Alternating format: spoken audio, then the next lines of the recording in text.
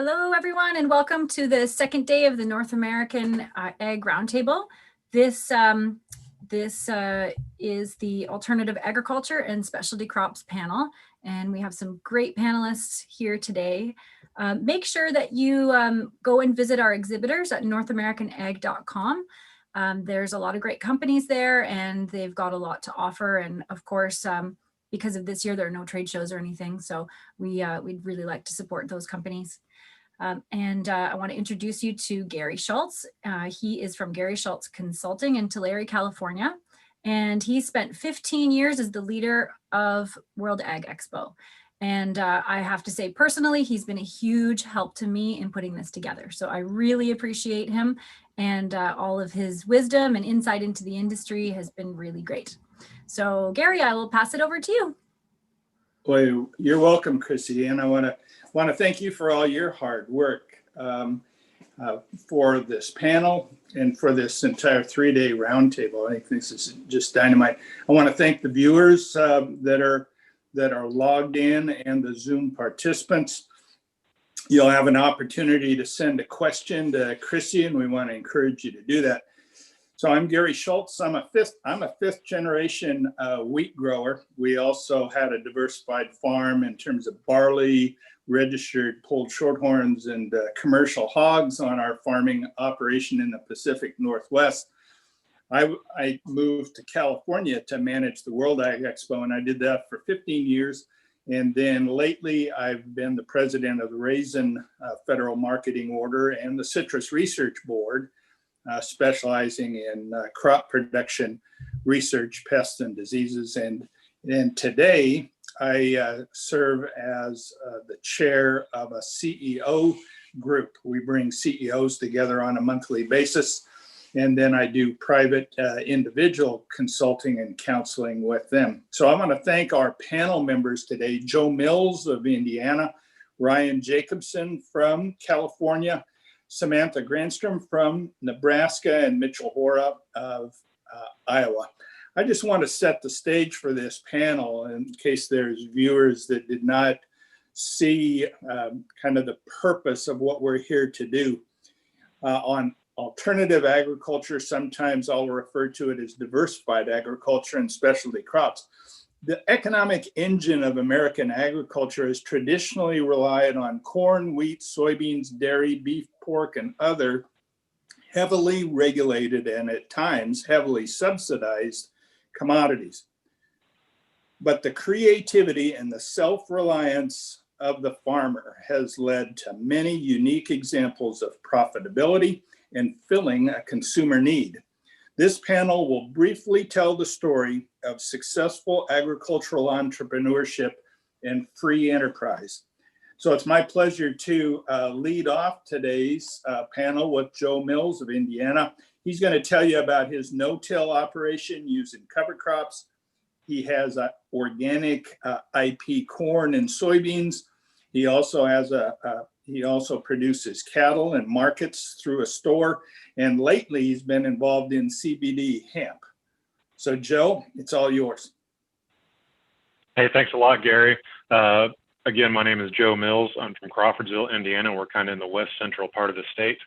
I spent about 15 years away from the farm, came back in about 2013.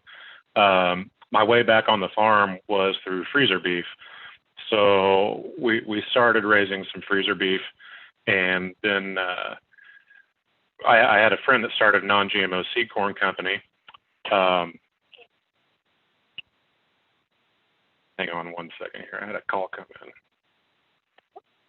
I didn't think I was supposed to do that. Anyhow, he started the non-GMO seed corn company. He's like, hey, why don't you market your freezer beef as non-GMO fed? I'm like, that's a great idea. So that kind of got the ball rolling on our diversification and what we do here.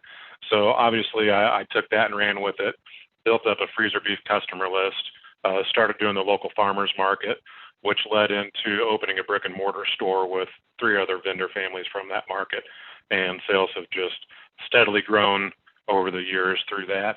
As far as back on the farm, on the grain side, it's evolved into, we started back with the non-GMO corn. Then we branched out into non-GMO beans. There's a little bit of a premium market here. And it was just regular feed grade non-GMO beans. Then we started doing non-GMO seed beans, food grade beans. 2015, we made the decision to transition to organic because of those extra markets out there and value added. And my thought has kind of been, I don't want to produce anything on this farm that doesn't have some sort of added value on the backside for the bottom line. So here we are with organic blue corn for tortilla chips, organic food grade beans, organic CBD hemp, and the list goes on. We might not stop there. I mean, we're looking at all kinds of different contracts. We also grow a lot of cover crops in a little bit.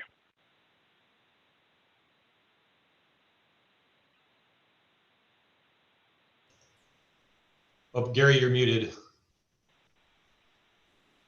I was being a good participant. Ryan Jacobson of California. He's the executive director of the Fresno County Farm Bureau, and he's going to tell you about that. He's an irrigated grower of almonds and grapes. Ryan. Well, great. Well, I guess happy Wednesday to everybody out there. Yeah, Ryan Jacobsen from Fresno, California. Fresno, right in the heartland, right in the dive center of California. Back in 2018, 2019 numbers not available yet, but 2018, Fresno County is the #1 agricultural county in the U.S. Just over $7 billion worth of direct farm gate value. We actually held the title of #1 from about 1948, give or take, to 2013. Unfortunately lost it just because of some water issues that I'll talk about here in just a second. But this region is extraordinarily unique. Most people don't know that California even has agriculture, let alone the incredible industry we have here. The San Joaquin Valley in which we're located in is approximately 400 to 500 miles wide by 80 to 100 miles in depth. And it's just, like I said, an extraordinarily productive region. As Gary said, this is irrigated agriculture, much different than most places in the U.S. in the sense that everything we do here does rely upon irrigation to grow the crops that we grow here. We are smack dab in the middle of a desert. On average, we receive less than 9 to 10 inches of rain a year. So it is the primarily here locally, the Sierra Nevada mountain range that provides us irrigation water through the summer months that allows us to grow a lot of the crops that we do grow here. When you talk about the crop diversity of California, again, not only do we have an ag industry, but we have an incredible plethora of different crops available. Here in Fresno, about 350 different crops. That range from our #1 crop, which is almonds. #2 crop is actually grapes, and that includes table grapes, those fresh ones that you buy from the supermarket, to wine grapes. It's a very good likelihood that if you're buying a bottle of wine from California, that it probably originated from the San Joaquin Valley. A lot of folks know of Napa, Sonoma, maybe the Paso Robles area as some of the premium wine areas, but over 70% of the grapes for wine in the state of California actually come from the San Joaquin Valley here. So we have a lot of that. Raisins, if you have raisins, most likely, I mean, it's a 99.9% chance that they originated within a 60-mile radius of where I sit here. One of the things that's just absolutely amazing is that when you talk about the number of crops that California grows that is exclusive to California. We grow about, I think it's about 2/3 of the nation's fruits and nuts and about 1/3 of the nation's vegetables from the state here. We have pistachios, one of the other big upcoming crops that's growing here in the central region. And the other thing is we have a lot of processing crops. Garlic, onions are heavily grown here. In addition to that, we have processing tomatoes. Believe it or not, if it ends up in a can, ketchup bottle, you name it, it almost for sure originated on my county's west side. About 90–95% of the nation's processing tomatoes come from my county, and represents almost about 50% of the world's supply of processing tomatoes. So if you had a piece of recently, very good likelihood something came from my backyard just because of the makeup of those commodities there. When I talk about irrigated agriculture, by far water is our biggest issue. It drives everything that we do here in the San Joaquin Valley. It is one of those things that it's been our issue since the beginning, since basically the gold rush or just post gold rush. When this area was developed, water has always been fought upon, and the most important attribute to what we can do here, because again, we're in the midst of a desert. We can't dry land farm. It's just not possible here. And so we have an incredible vast array of infrastructure that's been developed primarily in the late 40s, 50s, and 60s that was built to basically feed this area in regards to water. This water infrastructure is arguably the envy of the world. There's very few places in the U.S. and arguably very few places in the world that has the water infrastructure we have. Nevertheless, one of the big issues here in California is to continue to build upon that infrastructure. We have a lot of desire and need to continue to build upon that. So when it comes to specialty crops, the wide diversity of crops that we have, it's a lot different than other parts of the country in the sense that we have the option if one crop's not working, you can switch to another crop fairly easily because there are so many different options there. With that said, though, when you take my number one commodity in Fresno County, and I think it's the number two commodity in the state of California, almonds, statewide, it's just about, I think it's 1.2, 1.3 million acres. So in the overall scheme of things, when we talk specialty crops, almonds being a massive crop for us, a crop that is really the economic driver to this region right now. On the flip side of it, it's still minor when you compare it to, corn acreage at 90 plus million acres or soybean acreage. So things such as pesticide regulation becomes very difficult because having some of those tools available for us here in California, because of some of the acreages are so minor compared to some of the other crops, it does become very difficult to get some of those tools and technology to us in a very quick manner. Another thing that's really important to California ag as well is exports. We export a tremendous amount of what we produce here. As I just mentioned, almonds, we grow about 80% of the world's supply of almonds. About 80% of what we produce is actually exported. You go down the list of all the top commodities in California, very good likelihood that we're going to be exporting a lot of it. Believe it or not, our dairy industry, a significant amount of our dairy powder is actually exported. So those are topics that are extremely important. And the last thing I'll leave as far as important issues here for California farmer is labor, a reliable labor supply. So many of the commodities that we grow here are extraordinarily labor intensive. We do rely upon trying to come up with a workable guest worker solution or program that would allow us to bring in individuals to help us during the very peak harvest time, which we're in the midst of right now. And so that's one of those issues that we work on very extensively at the federal level, simply because that is where obviously that issue is dealt with there. So hopefully, Gary, that covers it, and happy to answer some questions down the line here. Thank you very much, Ryan. And yes, just to remind the viewers and participants, if you've got questions, go ahead and send them along to Chrissy. We'll be spending time on a Q&A session immediately afterwards. So our next participant is Samantha Granstrom from Nebraska. She's a grad of Cal Poly San Luis Obispo and a fifth generation corn and soybean farmer, and has recently carved out a niche for Aronia Berries. So Samantha, tell us about yourself. Take yourself off of mute, Samantha. There we go. Hello. Yeah, I'm Samantha, and my family started to work with one of our neighbors actually. He approached us because his wife was diagnosed with colon cancer, and he was looking for a more natural way for her to deal with the symptoms that wasn't harsh medicines and chemicals. And she was pretty much chained to the house, couldn't go anywhere. And then she started drinking this Aronia berry stuff. And so our neighbor started looking into it more and discovered this was something we could grow in Nebraska.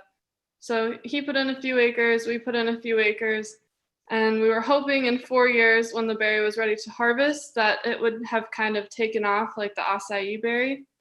But unfortunately, as we were approaching harvest time, we realized that it wasn't catching on like we had hoped. So we decided to make our own product and try and create a market for these Aronia berries. So at that time is when I moved out to California to go to college. So I got to work on creating a concept for a drink all the way to production. And I got to take it from the harvest straight out of the field and put it into a bottle that sits on the table. So I kind of got the whole farm to table experience, and I love the idea of organic agriculture and sustainability. So that's what I'm kind of working on and moving our organic family farm more and more into. Right now, our farm produces mainly organic soybeans, corn. We do barley, rye, wheat, peas, a bunch of other things as well. But we're always looking for ways to add that diversity into our crop rotation and promote sustainability. So. Very good. Thank you very much. So our final panel member today is Mitchell Hora of Iowa. He's a seventh generation farmer, today specializing in no-till and cover crops, produces malt barley, seed mustard and rye, and he has a soil health consultant business specializing in economic sustainability. So Mitchell, let's hear from you. Yeah, thanks, Gary. Yeah, hey everyone, thanks for jumping on here today. Gary pretty well covered a lot of the bases, but I mean, yeah, we're down in Southeast Iowa where this is heavy corn and soybean country with very conventional practices. But I come from an area where no-till and cover crops are a big deal. We're kind of down in the southeast corner of Iowa where there's a lot of rivers and streams that are all coming together. We're pretty close to the Mississippi River, so a big focus on improving water quality. So this area that we're in has a lot of no-till and now has a lot of cover crops, about 3 times the cover crops in this county versus any other county in Iowa in terms of acreage. So very much a hotbed for cover crops and for no-till. Because of that, that's driven the diversification on our farm, where last year we decided to harvest some wheat, was our first crop outside of corn and soybeans. Now this year we've diversified that further into rye, barley, and mustard. The wheat and the rye are just being used for more cover crop seed. There's not really a market for them. And that's a big issue as we've looked to diversify, is finding that market opportunity being in rural Iowa. So trying to be creative there to be able to do that. The rye and mustard we're able to utilize just for more cover crop seed. Like I said, it's a big practice continuing to grow. And one that a lot of the farmers that I work with are very interested in, and we're quantifying the benefits. That's a lot of what Continuum Ag has done in terms of soil health testing and the data behind it. The barley is actually for malt barley. Everybody's liking this craft beer situation. So kind of cool to be able to diversify into that, open up another revenue stream. And then the mustard actually is being grown custom for a company out of Southern California that is saying, hey, most of these small seeds are actually grown in New Zealand and grown overseas. Can we potentially get some of them growing in the US, in Iowa, or in other geographies? So really trying to diversify that out. The whole point for us of the diversification process that we're in here is, number one, we got to be profitable. Corn and soybeans are not very profitable right now. We're looking for other ways to make sure that we have economic resiliency for our family's farm. But then also implementing the principles of diversity is one of the key components of improving your soil health. And so we're really trying to quantify that diversification. And besides just the 6 now different commodities that I've talked about that we're growing, we've diversified to about 25 or so different species of cover crops that we've grown as well. So trying to utilize a wide array of different types of living roots at all times in order to compound the benefits. And like I said, quantifying those and trying to show farmers that there is a path forward that is not only number 2 yellow corn and soybeans that are being ground for soybean meal or going into biodiesel. But there might be other ways that we can diversify. We can change up our cropping systems to be more sustainable, trying to help to put together the data behind that, but show on our own farm that we can change and we can find new opportunities to be profitable. So happy to dig into that further with the rest of the group here. Great. So I've got some questions for each of the 4 participants. So Mitchell, since you went last, we're going to let you go first, and it really ties back into where you were ending up. So the question for each of you, and we're going to take turns getting around to you. So of the specialty crops you've discussed today, please identify the high level of economic viability of one and the low level of viability, economic viability of the other. So Mitchell, of those you just talked about, which one today is making you the most money? Which one today is a challenge? Sure. So the mustard is what made us the most money actually in that crop. That's really, now that I think about it, it's really the first time that we've ever been a price maker for any of our grains that we've grown.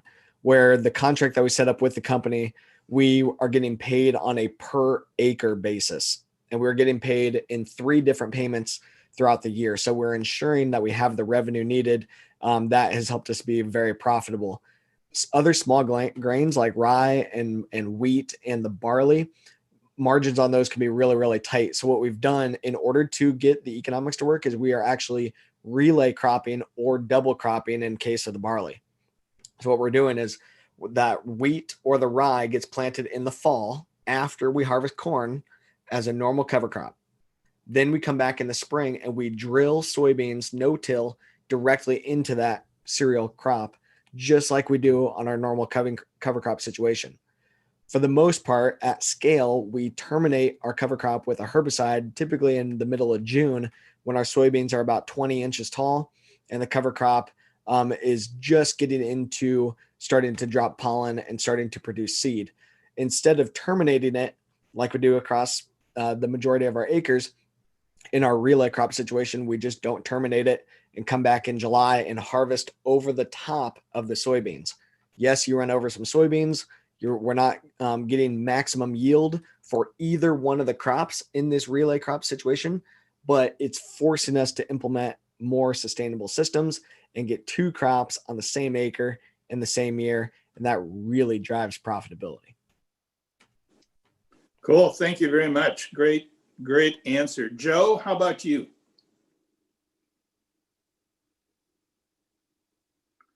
Be sure and unmute. There you go. So one that's fairly profitable today and one that you're struggling with. So I would start with the one that we struggle with the most is wheat. We just don't have a good value-added wheat market here for regular wheat, but we feel it's necessary in our crop rotation to set up organic corn. So what we do is we'll go seed the wheat in the fall, and then sometimes in the spring we'll go ahead and frost seed some red clover into that. But for example, today, after we get off this call, I'm going to go plant a 16 species mix into some wheat stubble. That was supposed to be done about a month ago. We've just had timely rains to keep us from being in the field and got backed up. So even though the check at the end of the day that we get for the wheat that we haul in isn't much, it gets paid back on that organic corn, which is the highest.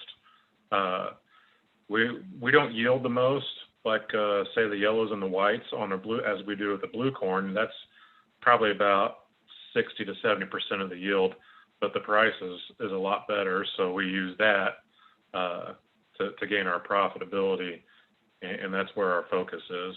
But it all works together. I mean, I don't know if I can say that there is a low and a high, because we have to look at this as a whole system. Great. Samantha, take yourself off of mute and tell us about what's working and what's a struggle right now. Much like Joe, anything organic, we usually hope to get that premium for the organic. So we do a lot of yellow and white corn. And then what we did this year was we did barley right ahead of a short season corn. So we harvested barley about a month or 2 ago, and then we'll harvest our corn here in a couple weeks. So our struggle though is with our Aronia berries. It was really great and fun to try and diversify and work on this new product and everything. The product we created was kind of a luxury price point for most people, so we took a really hard hit with COVID. And then trying to grow a berry in the Midwest, there's just not a lot of industry support. You know, there's no processing plants or co-packing facilities around here. So that's been really hard to make profitable. It's such an amazing fruit though, and I feel like consumers are asking for more organic. They're asking for more of these specialty fruits like Aronia, Moringa, like all this crazy stuff. So I think the Midwest farmer sometimes forgets that they grow food. They just think we grow number 2 yellow corn and soybeans. And we need to help remind them that, no, you grow food for people that gets made into chips and all kinds of good stuff like hummus. And so that's my mission. Very good. Thank you. Ryan, how about Yeah, so California? I'll be happy to speak from more of a industry-wide perspective, what we've seen here. Obviously, no different than probably most farmers throughout the country. We've been extraordinarily hard hit by COVID. Markets changed overnight. A lot of my growers, grow products that were specifically destined for restaurants, destined for school institutions, those types of things that were closed down essentially overnight. And still in many parts of the country, and particularly here in California, still remain closed or extraordinarily limited compared to where they were. So we, across the board, out of our 350 different crops, I mean, for the most part, most things are down right now. If you look over the past 2 decades, though, by far the shining star of our mixture of crops here has been the nut crops, pistachios, and particularly almonds have been extraordinarily well done. I mean, the returns on those have been phenomenal, which have really helped to drive a lot of our other crops. On the flip side, the downside has been, particularly last decade, has been extraordinarily challenging for the dairy industry here locally. Definitely, we haven't necessarily seen cow numbers go down, but the number of dairies that have shut down. I mean, California, we basically lose 1 dairy a week. I think it's still the average right now. So that industry has struggled very significantly. And I know this is going to kill Gary for me to say this, but obviously the raisin industry has not done extraordinarily well. This region was built upon the California raisin. California raisin at one time, just as of a few years ago, we represented between 40 and 60% of the worldwide market as far as the production of raisins. But foreign competition has dramatically picked up in Turkey, South Africa, China, and has really depressed that market quite substantially here locally there. So we've seen, my farmers on that side are getting paid the same what they got paid back in the early 80s, late 70s. And so there's been some major struggles there. But with all these commodities, there's ups and downs. And, that's one thing that's nice about what we can do here as far as weathering the storm is that you can change the crop. A lot of our crops are permanent, so they are typically more planted in the nature of, an investment of 15 to 25 years in most cases. So it's not necessarily easy to change crops, and the intensive cost that it takes to do some of that makes it more difficult. But nevertheless, for those that really do need the opportunity to change to something different, typically there's something else they can switch to. Great. Thanks. So our next question is, and Joe, I'm gonna lead off with you. So what is your knowledge and experience with exporting your specialty crop? Joe? So I leave that up to my grain buyers. But as far as what we produce, a lot of it is exported, especially on the soybean side. The food grade beans, they end up in Japan, I think mostly, and our beans have been exported for the last probably 4 or 5 years. I think that we've been growing some of those types. And I really think that there's a lot of premium to be picked up in those markets if you can find them.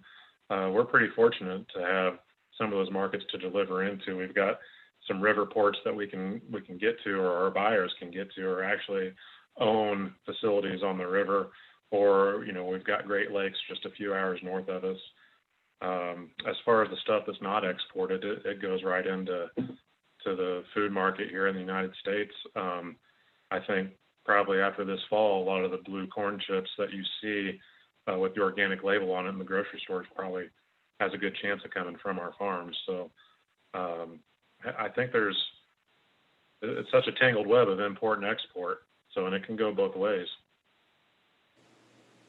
Samantha, talk to us about exports. So our beans, I think also were sent by our buyer to Asia, and then they got made to tofu there and then shipped back to Southern California. So they kind of made the whole trip around the world. In college, I actually did a study about our Aronia berries. I kind of looked into exporting there. The biggest markets for those are in Poland right now. It's a very well-known berry in Eastern Europe. but there's a growing market for them in Korea. So I looked into that, but I am not too familiar with the whole exporting process.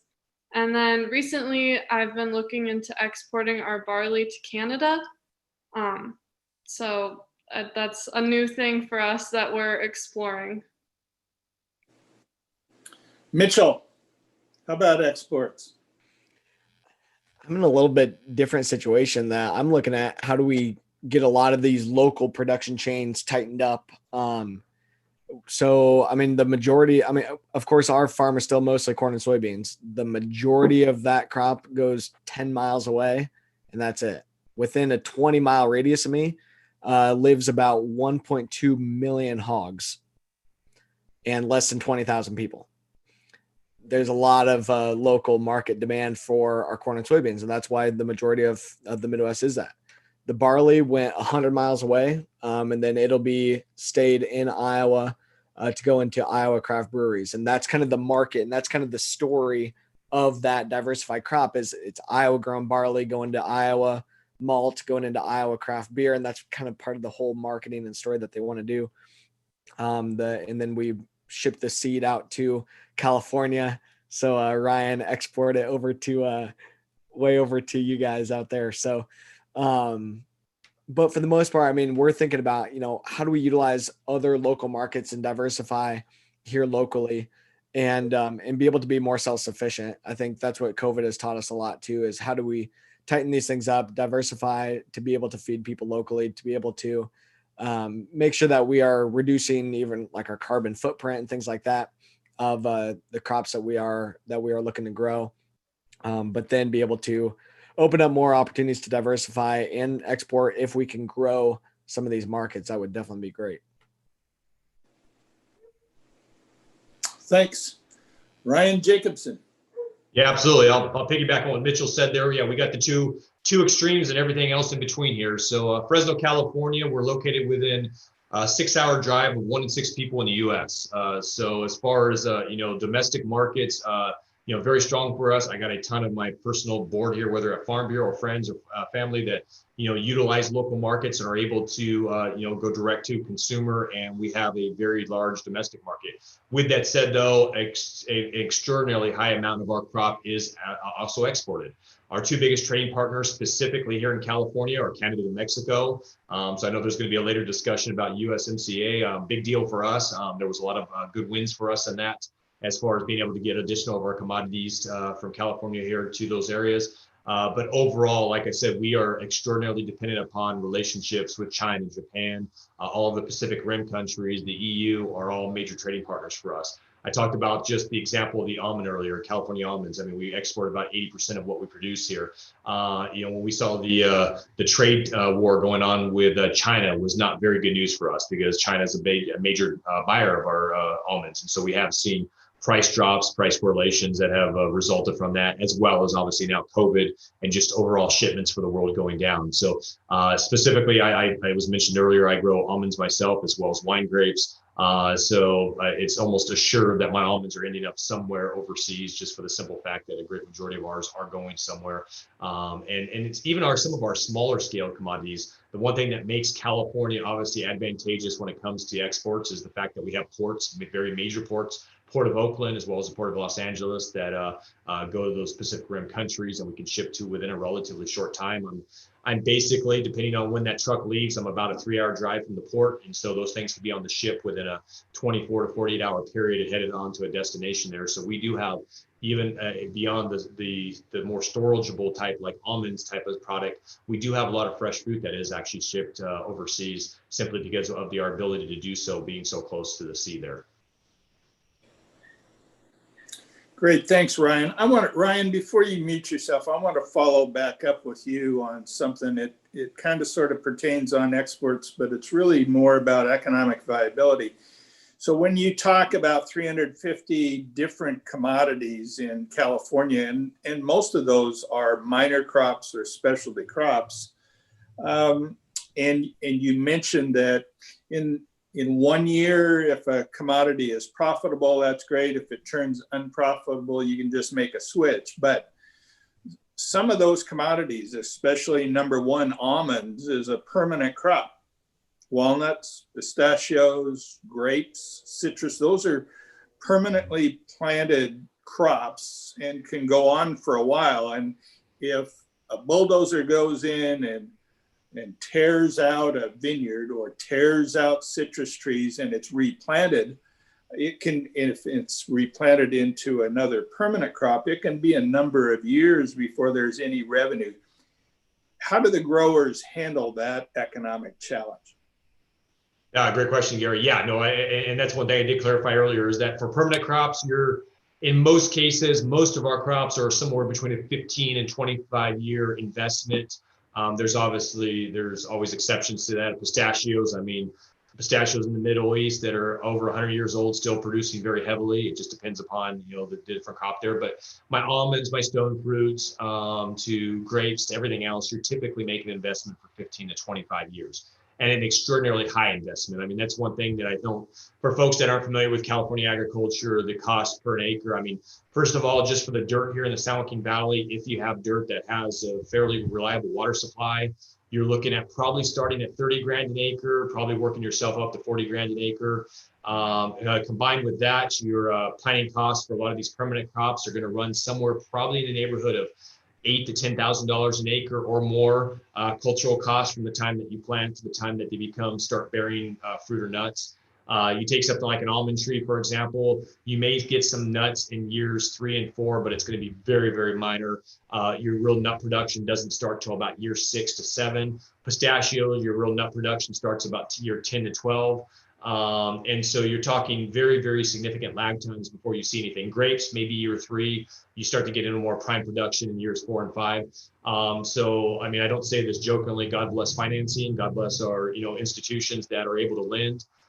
They lend based off of the fact that we have an incredible investment in our land, incredible investment. You guys know what it takes just from the infrastructure, the tractors and everything else is not cheap. Most of our harvesters, I mean, no different than the Midwest, are running somewhere between $250,000 to $750,000, just depending on what particular commodity is there. So very, very, very expensive to farm in the state. The regulatory costs that are on top of that, Gary, as you know very well. I mean, I don't say this, lightly. I mean, we are the most regulated farm state in the nation, hands down. Nobody else is close to us. Extraordinarily costly to farm in this state.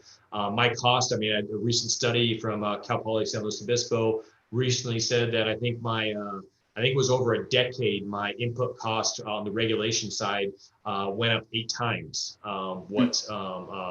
during that period there. And so we're looking at costs that are just continuing to shrink the margins, making it much more difficult. We do see a lot more of these specialty crops that have a lot more competition now on the foreign side than we maybe historically have seen.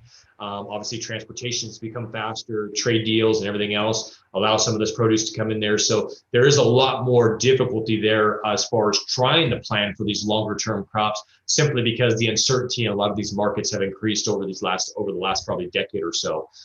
So it's something that's not something unfamiliar to folks throughout the country. We've seen a little bit more maybe consolidation than we historically have seen, just because a lot of it just boils down to you have to deal with the regulations, to deal with the thinner margins, to deal with the uncertainty of water, labor, and everything else. You got to have a slightly larger portfolio typically to try to spread some of that risk across. Thank you, Ryan. So Samantha, I'm gonna go back to you to lead off with this question. So here's our question for the group. So most minor commodities or specialty crops do not enjoy the support of a marketing board order or commission in order to generate assessment dollars for crop production research, for example, pest and disease control, new varieties. How does this get accomplished with your commodities in your geographic region? I think specifically for your Aronia berry. Well, we're organic. We can't use any pest or disease products or anything. So we rely a lot just on rotating and just keeping the environment as healthy as we can around it. as far as like marketing, there is like the Midwest Aronia group. We didn't work very closely with that. But I think just the barriers to entry on any sort of crops and in farming nowadays is just getting so much higher because the consumer and the end users want us to have more safety and traceability like built in. And all of that cost keeps getting put back on the farmer instead of on the end users or the retailers. So just overcoming those barriers to entry to be able to experiment with specialty crops is very limited because you have to go with what you know works.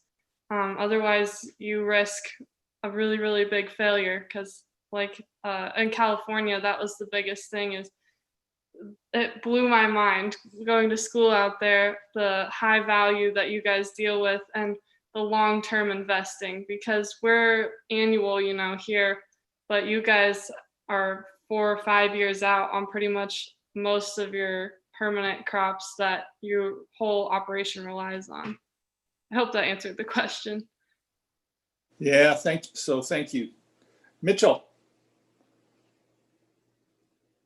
Yeah, so for the mustard especially, based on our research, we were the first farm in Iowa to ever grow mustard. So there is nothing in behind that, but we offset the risk with the contract and the pricing structure that we set up with the company. Same thing on the barley. We had a market ahead of time before we even planted the barley. On the rye or wheat, we know what the value is going to be. We know where the market is, and for that we're using it ourselves. So that's very secure. But we're offsetting the risk before planting because we know exactly what the value is going to be, so we can budget, so we can identify what are those risk factors. And that way we know that, okay, even if it's a failure, we've got some safety nets. We have a plan B, C, D, E, and F in place, and really be able to open up more opportunities there to make sure that we are going to be profitable. So that's been the main thing in that standpoint. But what's also huge on that point, though, for more diversification across Iowa is that the risk mitigation agency, federal crop insurance, needs to be able to foster innovation much better than what it is. So all of these things that we've tried, we are completely going outside of risk mitigation agency, completely voiding ourselves of our ability to be compliant for crop insurance. It's 100% taking our own risk, which I think that policy needs to be reevaluated to make sure that we are fostering innovation on the farm. That's what has driven American agriculture to this point to be the global powerhouse. And we need to make sure that policy continues to foster that innovation and doesn't keep everybody confined in such a narrow box of not being able to diversify, not being able to experiment on their farm. So that's my call to action from here. If we could solve that, that'd be pretty awesome, but we're a long ways out for sure. Great. No, that's good. That's good input. Good comment. Joe Mills. Yeah, Mitchell's comments, kind of reminded me of where we're at with federal crop insurance and RMA. So we do get to rely on some guarantee on our soybeans, but as far as our blue corn, it's such a special thing that there's no history. So we're kind of out here on our own, and it's going to take our own risk and our own time to build up those APHs for that. Same with the CBD hemp. Yeah, there's a tiny bit of a safety net, but nothing like our neighbors who are growing conventional corn and soybeans. And it's going to be like that for any other specialty crop we choose. I mean, if we went to berries, I'm sure we'd just be putting our own feet out there. And if something bad happens, it's going to be like the old days before crop insurance. Well, it is what it is. So you've got that to consider, but it's a high risk, high reward type of scenario. And when you look at the value of conventional crops, I don't know if I want to play that game. I think if I'm going to do it, I'm going to do it. And I'd rather do the high risk, high reward than trying to wonder where my next 0.5% of margin is coming from. Thanks, Joe. Ryan Jacobson. Yeah, probably I think when I look at this, the best analogy for California ag is just one of our greatest strengths is the diversity of our crops. One of our greatest weaknesses is diversity of crops, because there's just there's so many different ways to go. And you're exactly right, Gary. We do have some infrastructure or funding source or setup for some of the more major crops in most cases that allow for that cooperation between growers on certain commodities there, but a lot of our commodities do not have that, and it's definitely something that it's a hard barrier to cross. I mean, it's from the marketing side. I mean, it's funny, Sam, you mentioned earlier about the Moringa. I'm glad somebody else knows what Moringa. We grow a ton of it here, and but that's been a big barrier for a lot of my Southeast Asian growers to try to get that product to market because the consumer has no idea what that product is there for. And so we're very fortunate here locally. Our University of California Cooperative Extension has worked with those growers to try to essentially come up with a plan for how they get that particular commodity to get a market developed, work with some of the bigger players as far as where there may be some potential, whether it's a Jamba Juice or somebody else that may be able to utilize a product like that to try to make some of those introductions because, in most cases, many of these farmers just don't have we're talking in many cases that these are 10 to 20 acre farmers, if that are, individually trying to figure out these markets. It just doesn't work very well. And so trying to find reasonable ways that are maybe untraditional, such as cooperative extension, to try to band these folks together has worked. It's not the best case scenario in the sense that, the marketing commissions or whatever else seem to be a lot more successful. But in the interim, before you get to that point, we have tried to find ways to get creative to try to find homes for these products, collectively getting growers to work together. Great. Yeah, thanks. So we've got a couple minutes left before we turn this back over to Chrissy. Mitchell, I want to give you a chance to talk to the group, talk to our audience about your soil health consulting business. Talk to us about some of the technology you're using and out there in the country. What are some of the trend lines that you're following and seeing? Yeah. So definitely want to tie that back into this whole conversation though here too, and we'll get to that. But yeah, so Continuum Ag has the largest private soil health data set. We've packaged that into an online analytics platform called Topsoil. And the whole point is helping farmers to be able to quantify their soil health, which really means just not only looking at phosphorus, potassium, pH, and organic matter, maybe a couple other things in our soil, but looking at the biology in our soil and the carbon in our soil, and to help get the data needed for a farmer to implement regenerative ag or implement more sustainable cropping systems just with better and unbiased data. But where that ties back in here and what we're looking at as another way to diversify our farm is by selling our carbon as well. Selling the carbon that we can sequester in our soils. And we know that we can sequester a heck of a lot of it by implementing principles of regenerative ag, by implementing the principles of soil health. So that's another thing to factor into this for future conversations, that we're looking at being able to get paid for not only these crops that we're growing, but the carbon that we are pulling out of the atmosphere and storing in our soils. Also looking at getting paid for our impact on water quality. We can hold nutrients in our soil, keeping them out of the water. That water is ending up in the Gulf of Mexico, but it's also being drank by people downstream. They have to spend money to clean up that water. There's a lot of liability. There's a lot of expense to clean up the Gulf of Mexico or to help the farmers that are down there, the fishermen that are down there. So we can offset some of that expense on the farm. Also, we can reduce flooding. And there's offset and credit markets that are being developed to help farmers to store water or better utilize water on the farm. Also ties that back into irrigation as well. I know there's some things along those lines. We don't have any irrigation around us, but that's another way that we're looking to really diversify and be rewarded for our cropping systems, the environmental services that we are providing to the rest of the world.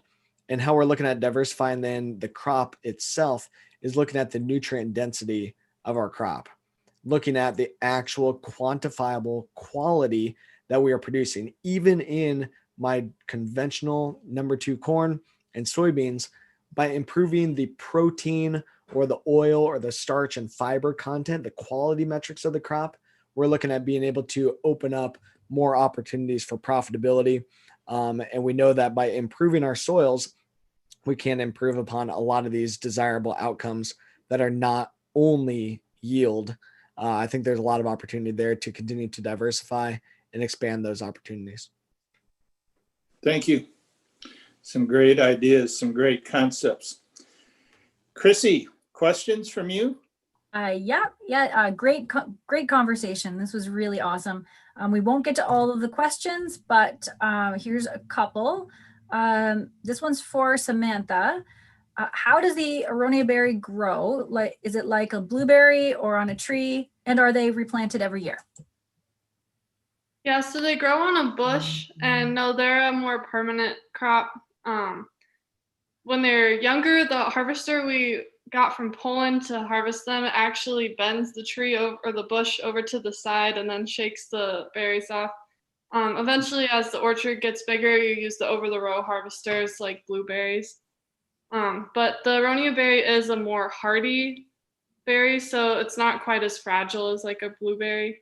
And it has a very distinct taste. It's its own flavor, and it's kind of like a wine grape where depending on the soil, it's going to change the flavor significantly. So awesome. Okay, and it's hard to choose. Okay, how about this one? I've always grown traditional crops. How do you get started with an alternative crop, and how do you choose? I guess who wants to take that one? Well, I think it depends on where you live, right? And what's going to work in your area.